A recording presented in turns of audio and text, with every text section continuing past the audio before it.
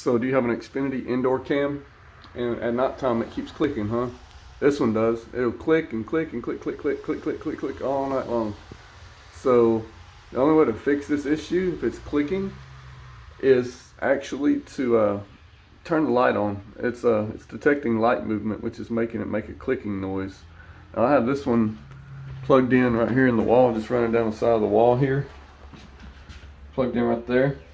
So also I found that if that little box right there is closer to the internet, then your camera will work a whole lot better. So if your modem is close to that, it's going to work good. In this case, this one here clicks a whole bunch.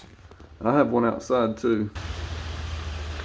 So this one out here is the exact same kind of camera, but it never clicks. So from what I've been reading, like I said, just turn your lights on and make sure that the light stays stable on it. As long as the light is stable, it won't click. It's detecting movement supposedly, and that's what makes it click. So that is the only fix that I know for these things.